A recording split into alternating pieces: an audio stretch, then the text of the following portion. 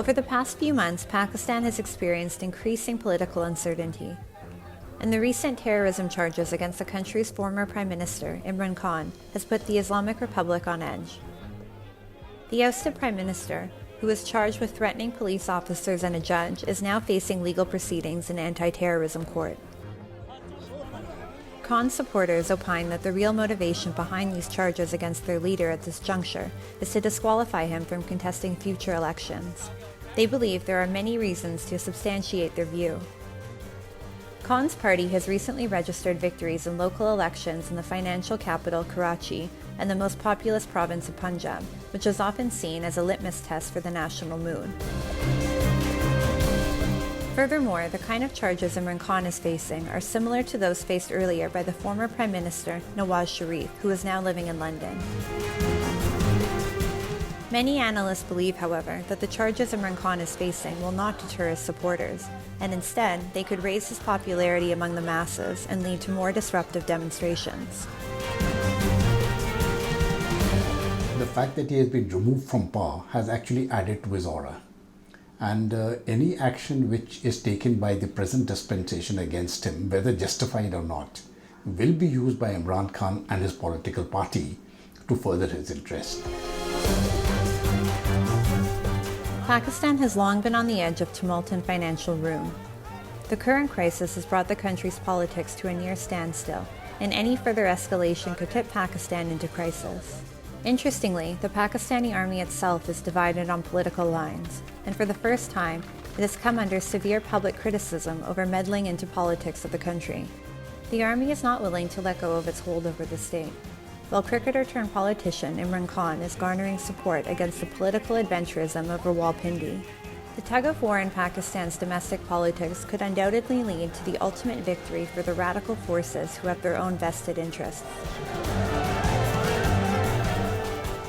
As far as the TTP is concerned, they are also now aligned with the Afghanistan government, which creates a different set of problems for the Pakistan government. So as and when there is instability in Pakistan, the TTP rises. Imran Khan initially came onto the political scene in the country with the army's backing to counter the growing strength of former leader Nawaz Sharif, who had crossed the red line of challenging the Pakistani deep state, comprising of elements from its army and its intelligence agency, ISI. Today, Shehbaz Sharif's government in Pakistan is being backed by this deep state, and Imran Khan is challenging the authority of the establishment. To advance their own interests, the so-called leaders in Pakistan have created a circus, putting the nation's future at risk. And it is the common Pakistani people who are suffering and bearing the brunt of the nation's political unrest.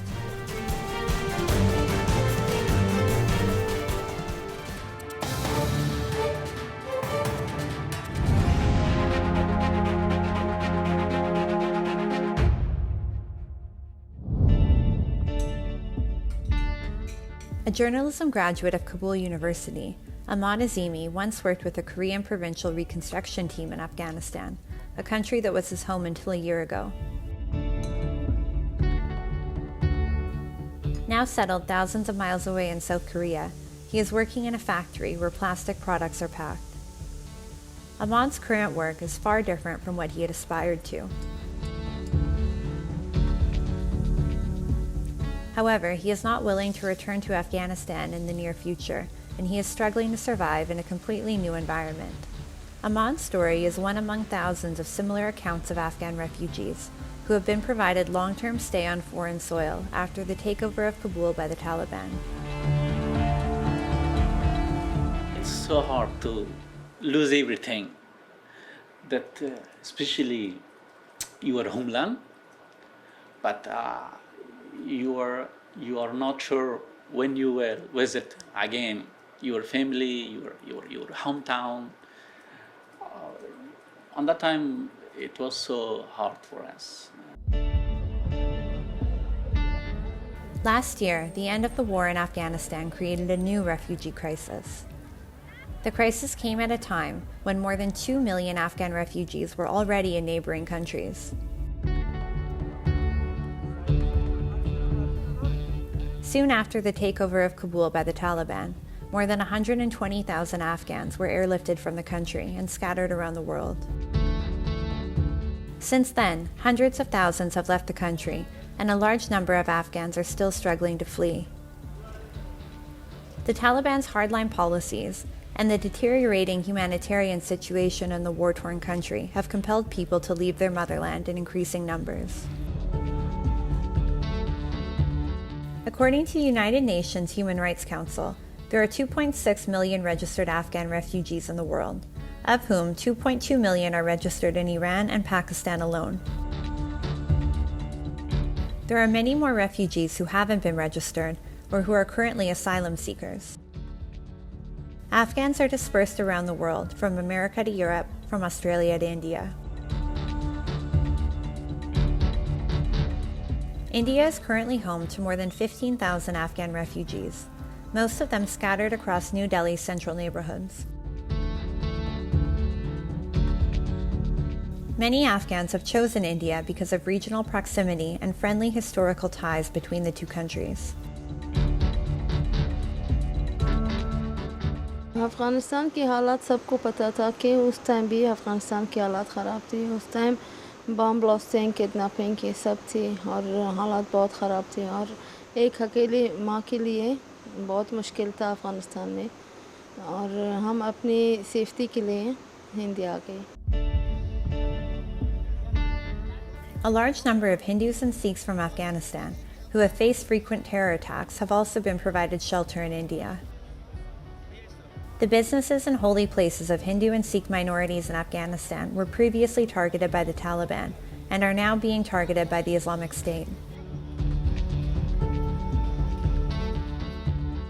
उन तालिबान की तो इस तरह दिक्कत नहीं, वहाँ पर अलग इस तरह जो आतंकवादी बोलते हैं वो लोग के, इसीलिए अफ़गानिस्तान को छोड़ते नहीं है। हालात से आराम, इससे पहले जो हालात थे, जो अशरफ गनी था उसमें भी इसी तरह हालात थे, आज भी वही हालात है।